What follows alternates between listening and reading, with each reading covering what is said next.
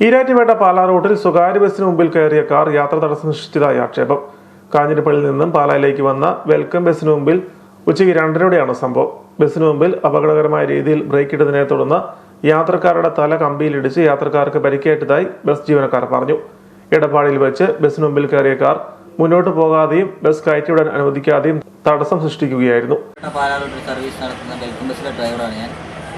2:10 ഈരാറ്റുപേട്ടയിൽ നിന്ന് എടുത്ത സർവീസിൽ എടപ്പാടി കോളേജിന് സമയം 2 ആളുകളെ ഞാൻ എത്തിക്കൊണ്ടിരിക്കുമ്പോൾ ഒരു കാറ് പുറകിൽ നിന്ന് ഓവർടേക്ക് ചെയ്ത് വന്ന് ഫ്രണ്ടിൽ വന്ന് സഡൻ ബ്രേക്ക് ഔട്ടുകയും അത് പാലാ ടൗൺ വരെ തുടർന്നുകൊണ്ടേയിരുന്നു.